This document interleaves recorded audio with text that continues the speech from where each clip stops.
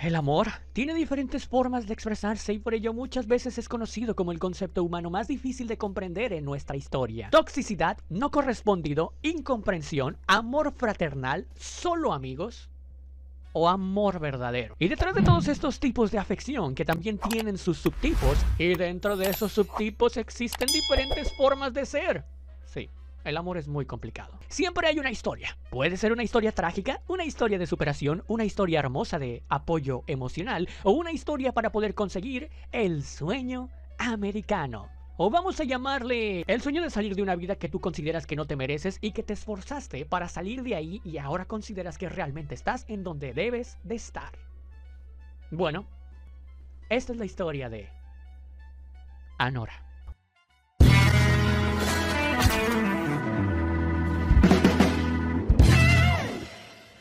De nuevo por acá en una nueva opinión reseña crítica más de este canal, en donde seguimos con la temporada de premios y con historias que realmente pueden hacer clic en el corazón de la manera más empática e comprensible posible, ya que pueden impactar de diferente manera en cada uno de los espectadores. Y sí, eso de alguna manera es lo más bello del cine. Antes de empezar, yo te quiero preguntar para la caja de comentarios, ¿cómo se identifica o cuál es la pauta para que una relación se defina como amor real? Interesante filosofía para la caja de comentarios, y yo sé que te darás cuenta que conforme el transcurso de este video verás por qué está muy relacionada a esta película esa pregunta. Cualquiera que sea tu opinión, yo te estaré leyendo en la caja de comentarios y respondiendo como siempre. Dirigida por Tim Baker, extraordinario director quien nos ha traído producciones como The Florida Project, Red Rocket o Tangerine. La hipnosis dice así: Anora, una joven trabajadora sexual de Brooklyn, tiene la oportunidad de hacer realidad el cuento de Cenicienta, al conocer y casarse impulsivamente con el hijo de un oligarca. Pero cuando la noticia llega a Rusia, su cuento de hadas amenaza con derrumbarse, ya que los padres se desplazan a Nueva York con la intención de anular el matrimonio. Bien, como me encanta cuando las hipnosis realmente engloban todo lo que va a ser la película. Y sí, el cuento de Cenicienta, la nueva mujer bonita, como la quieras llamar a esta película. Anora tiene esta especialidad de representar distintos mensajes que se pueden interpretar implícitamente durante toda la película, y sin necesidad de que en los propios diálogos te guíen de la mano o te griten a escondidas para que entiendas la referencia del mensaje principal de este film. Dividida principalmente en 3 actos, pero no dividida en literalmente que te digan acto 1, acto 2, acto 3 con saltos de tiempo ni pu ni fa. No, dividida en 3 intersecciones que digamos se pueden definir como los momentos clave de la película que están en donde están ocurriendo ciertas acciones. Todo esto es una historia de corrido, en donde uno puede identificar las transiciones emocionales por las que va a tener que pasar nuestra protagonista, Annie o Anora.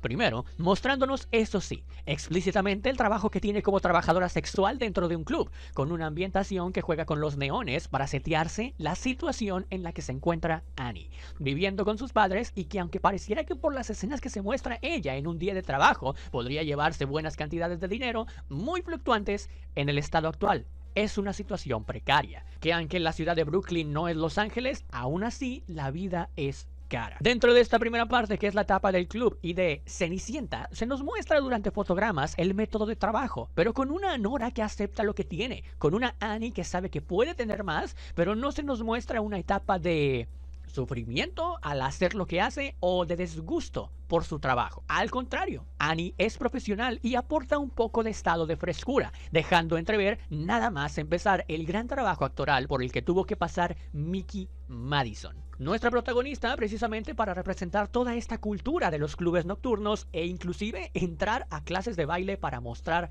lo dedicada que fue con este papel. En toda la primera parte se hace uso de este show de luces y habilidades actorales, incluyendo la interacción que se genera una vez llega su príncipe. Bueno, principito. En este caso, Iván, el tocayo, interpretado por Mark Edelstein, quien sería el primero de los actores rusos que se meterían dentro de la vida de Annie en esta historia. Ahora bien, es verdad que durante el primer acto del film, como dijimos que está dividido en 3, hay un exceso de descontrol, locura, fiesta, actividades en el club. No me refiero a explícitamente, porque obviamente creo que desde el tráiler se supone que va a ser una película así, ¿no? Y que obviamente esto demuestra y aporta al mensaje, sino al tiempo extendido para mostrar esta parte en la vida de Anora, la cual era pura felicidad, vida que les encantaba a los dos. Sexo, alcohol, drogas, sí, todo lo que te puedas imaginar a como Hollywood le gusta representarlo, así, tal cual. Una especie de relación que para Vanya siempre fue transformándose en sexo por dinero. Quédate más tiempo por dinero. Eres mi novia por una semana más por dinero. E incluso te casarías conmigo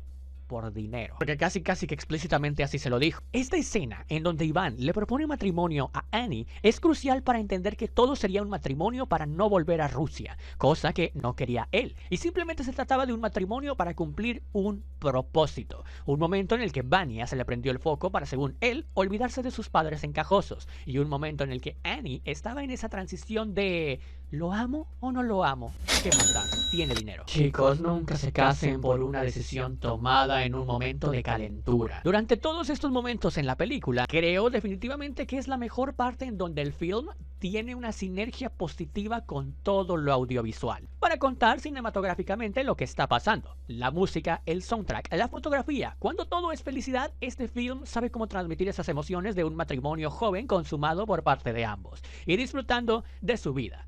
Hasta que los padres rusos llegan a apagar la fiesta. Y aunque esto hay que decirlo, porque ahora sí vamos a pasar a hablar del acto 2, que es el más largo, esta película tiene estos detallitos de no explicar ciertos momentos, como por qué la familia de Vanya tiene mucho dinero, ya que cualquier cosa que este tipo diga no la vas a tomar en serio. Se la pasa 2/3 de la película, o más de 2/3, casi llegando a toda la película, borracho, drogado, en otro estado mental en las nubes. O bien, ¿cuál es la razón sociocultural o motivos por las que ejercen presión los padres de Iván con la fuerza de causar un escándalo nacional en su país, Rusia? Además de, por supuesto, tener unas transiciones por momentos bastante rápidas. Ahora, la segunda parte creo que a muchas personas no les va a funcionar, a otras sí. A mí me entretuvo, me divirtió un poco, y creo que es la parte por la que mejor entiendes por qué Mickey Madison está nominada a Mejor Actriz en los premios BAFTA, en los Critics' Choice, en los Golden Globes y hasta seguramente en los Oscar, ya que en este transcurso saca todo de sí en sus momentos con más adrenalina que sangre en su cuerpo, una mixtura de emociones que nos permite observarla en shock, enojada como una bestia lastimando a 2 hombres rusos,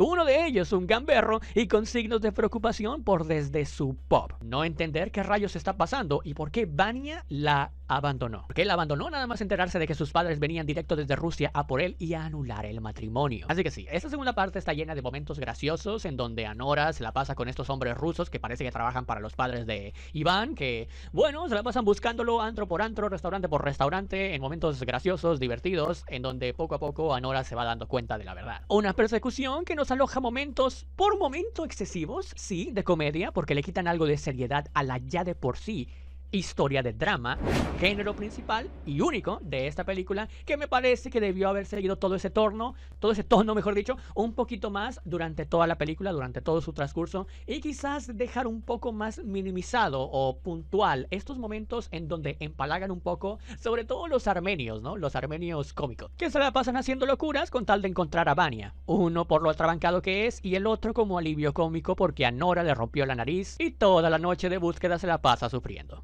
Me recordaron un poco a estos dos tipos, no sé por qué. Sí, ese espacio de ir con Anora en la búsqueda de Vanya, de Iván, es demasiado largo. Pero finalmente, cuando encuentran a Iván, justo en el mismo club donde trabajaba Anora y con la chica que más detesta, para colmo, es la hora de proclamar el cierre. ¿Por qué? Toda esta escenota, toda esta odisea de una relación de 2 jóvenes que, si lograba acabar bien, sería como la historia de Cenicienta.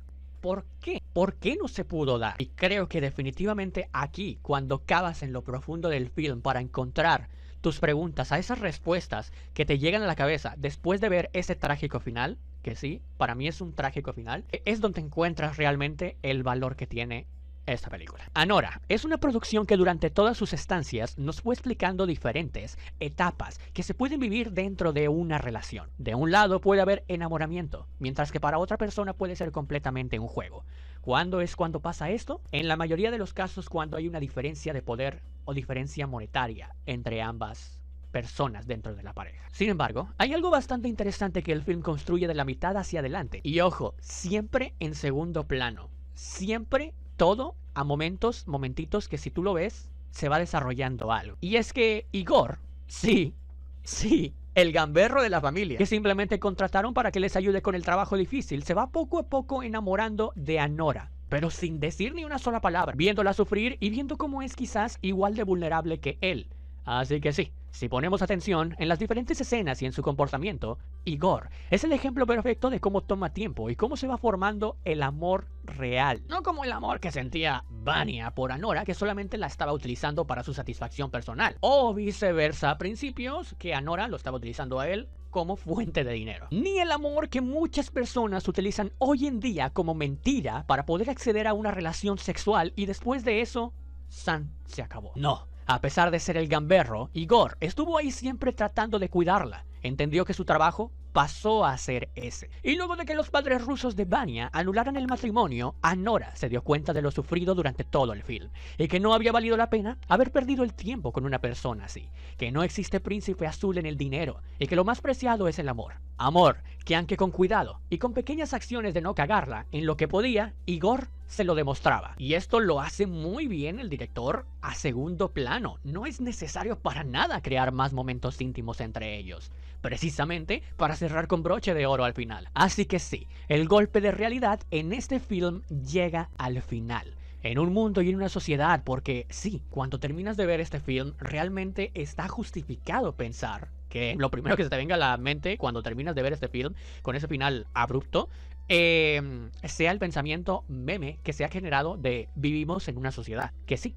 es extremadamente difícil hoy en día conseguir un amor real, conseguir alguien que sienta algo más que atracción sexual por ti. De hecho, que hasta la sexualidad sea lo último que se piense y lo primero sea quererte, amarte, cuidarte, respetarte y apoyarte. En un mundo donde la industria para adultos, la normalización de la violencia, la desigualdad entre clases y cómo todos estos excesos nos han llevado a insensibilizarnos sobre la vida de los demás cuando los vemos por encima del hombro.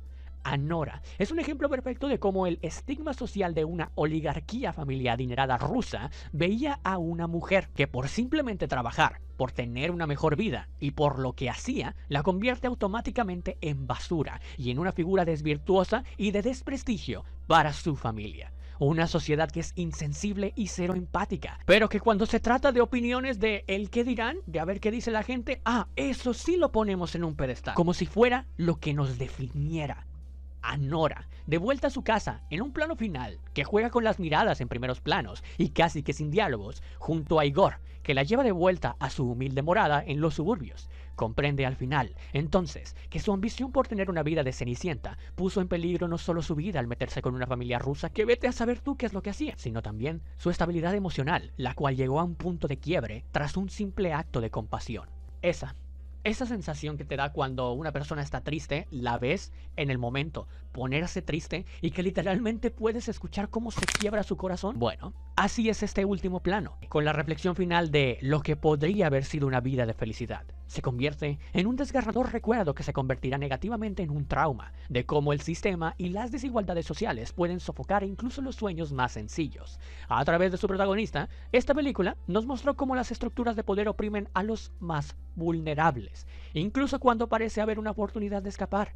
El amor, tristemente, en nuestra sociedad actual, sigue siendo menos que las tensiones y motivaciones económicas, sociales y familiares, cuando estas son más poderosas. Anora es la fiel representación de las relaciones distintivas y difíciles, aquellas que nunca llegan a ser amor real, teñida de sentimientos contradictorios y mezclando gratitud, dependencia y desamparo. Es una película que no buscó consuelo ni esperanza fácil, así que fielmente a su gran paleta de colores, planos y actuaciones, consigue generar un producto con sinergia cruda y realista. Sí, no es un final feliz, no, para nada.